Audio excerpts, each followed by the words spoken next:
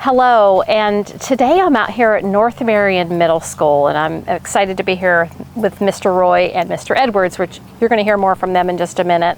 And Mr. Roy, I asked you in a recent tour of one of our facilities about the impact of the gardening and the learning, the agriculture, what our students were learning, and hearing the statistics on what students are doing and how it's coming actually into our cafeterias really impressed me. I think it's a story we don't do a really good job of telling, so I said, let's plan a visit and let's better tell that story of the life skills, the career skills they're learning, and just the love of growing, right? So we can talk about agriculture, we can talk about horticulture, but I'm gonna turn it over to you because you said this is the school you need to come to. Yeah.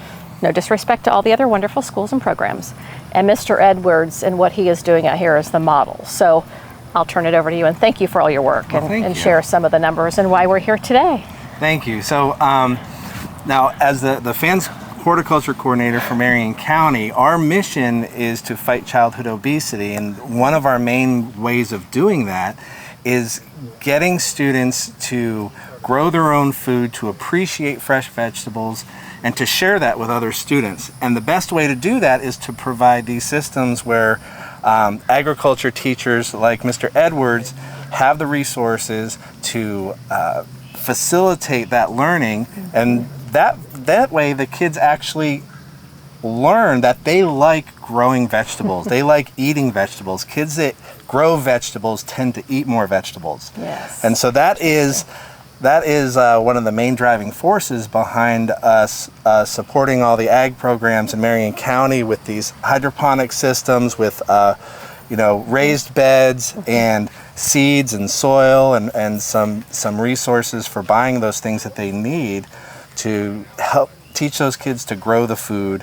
And they feel like they really get a lifelong lesson out of what they learn in classes like Mr. Edwards' agriculture class. And when you and I talked about the systems, I had to talk about this system because Mr. Edwards has consistently been our top producer in Marion County, and he lives the life of a farmer. He really does. He is out here because he loves being out here. His garden is well cared for. He shares his excitement with the students, and they learn.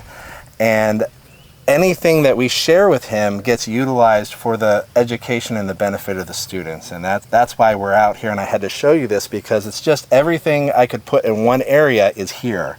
We have raised beds, we have row gardens, and we have the hydroponic systems. Yeah, I love that. And so you mentioned a couple things. One being that students learning, because a lot of our students have the benefit of doing that at home, but not all of them do, right? So that's important to have access to the learning here, like you said, in this space. But the other part was space. So understanding the hydroponics and the ability to grow in, I was just looking over and admiring and trying to get some lessons because of some of the things I've grown in the past that some worked out and some didn't. But in the space utilization is not that big if it's well planned. So Correct. Students can learn and their families can learn, yes, I too can grow healthy foods for myself and my family ultimately in not a lot of space. They don't have to have a big farm. Correct. Right? I think that's the beauty of even these tiered models. Yes. And it can be done, which I know is the whole background behind Vertigrow. But anyway, so thank you for letting us take a deeper look. So let's talk with Mr. Edwards. Right. And I know he's just as amazing. Mr. Edwards, would you care to talk about what's the benefits of vertical growing as compared to row gardens, since you do both of them? Okay. The benefits to the vertical growing is we can get a lot more space in a confined area and produce a lot more stuff. Also, with this system that self-irrigates with the coconut fiber, it prevents sand and all kinds of debris from getting on the crops when we harvest them.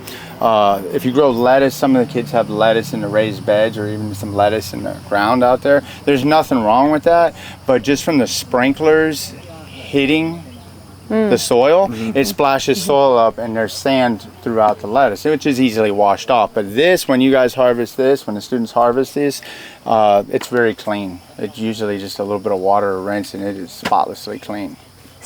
So I'm going to ask this because having grown up in Florida, and we have humidity, of course, which you can't see, but we feel it.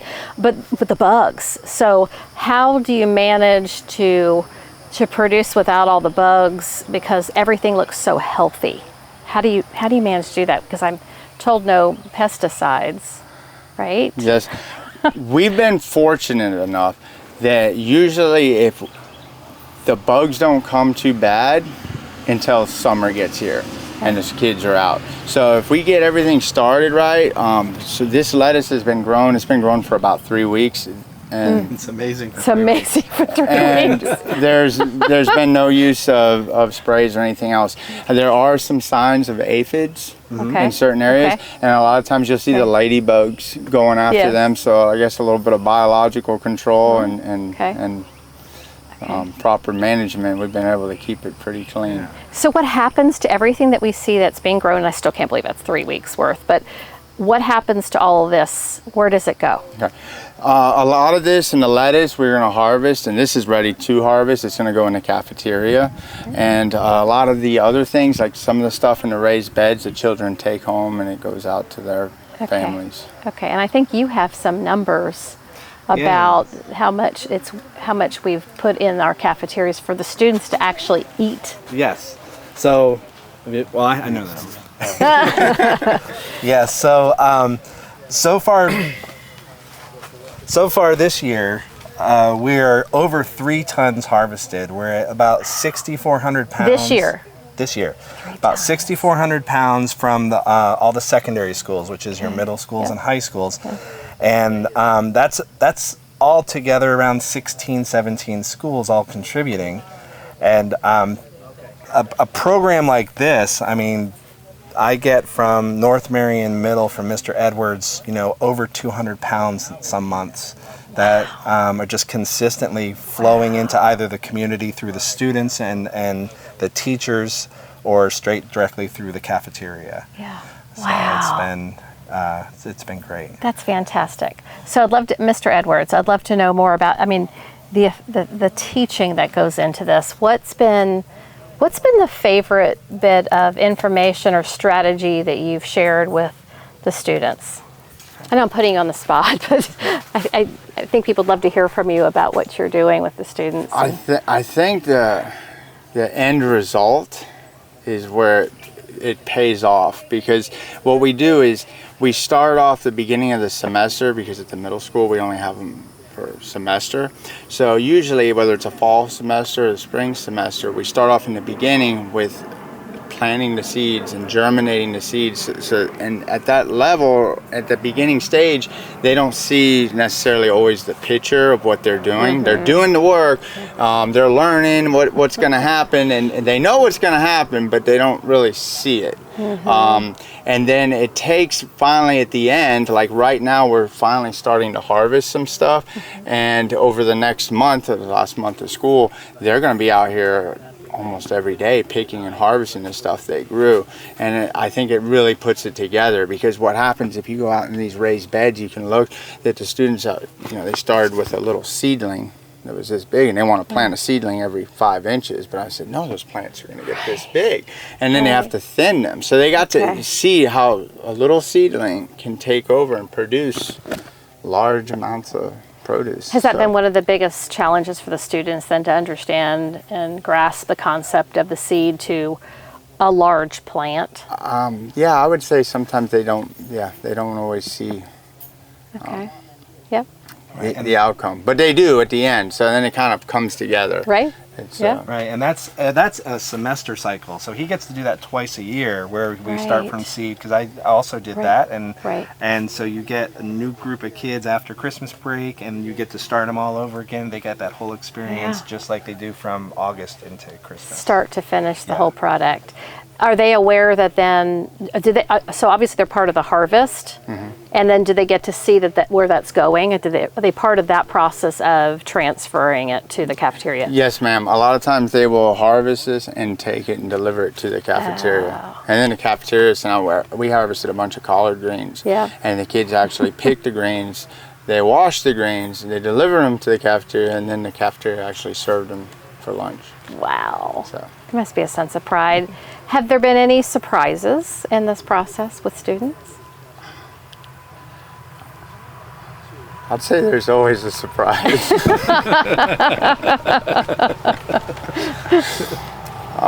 But it's all good surprises. Okay. What are your biggest challenges? Sometimes just trying to balance on maintaining one area from the other, what needs to be focused on. Okay. And you were talking to me before we started today about the timing, because I was admiring, again, what I see growing. It's so healthy, but it's all about not just what you're doing in the distance of the seeds and all that, but also the timing. Can you talk about, because that's, I think, an important strategy for people to learn about the timing, especially in Florida. Okay. That's the key. Is we've had a lot of success, and I believe the success is from help and support and the students' hard work. But a lot of it is the timing, because in the morning or in the early spring, if you start the stuff too late, you won't be able to get much of a harvest before school's out. Right. And then also the summer rains start coming and the heat comes, and things just do not do well. And if you start it too early and don't protect it, we can get a frost and mess things up. And we've been fortunate this last winter was very mild. Yes. And we did really good. But I can tell you, like in spring breaks, like former spring breaks, because usually we always try to have our gardens and stuff planted by March 1st. Always. And I have lost plenty of crops to that mid-March frost. Right. Yeah, a lot of people don't realize that even people who do well growing crops, we lose crops too. Like, it's just part of the game. Don't think you don't have a green thumb because something dies. It's part of gardening is working through those cycles and just pushing forward and getting those successes. That's good insight, and don't give up. It doesn't mean you can't do it. It's just that would happen to everybody. So, Mr. Edwards, last question. What has the partnership with the hospital district meant for you with working with fans? Because of all your knowledge and your skills that you bring to the table here to North Marion, what has that meant to you? What has that done for you? Oh, it's been a great thing. Mr. Roy's helped tremendously with visits coming out here with the students and putting the raised beds together and providing all kinds of materials and support, and also with the fans putting it into the cafeteria has gotten the kids more involved because they're excited to see their hard efforts and labor being used by the school. So it's been a wonderful thing. It's a great partnership, isn't it? We appreciate that. It's all for the benefit of our students. So thank you both, and thank you for all that you're doing for our students.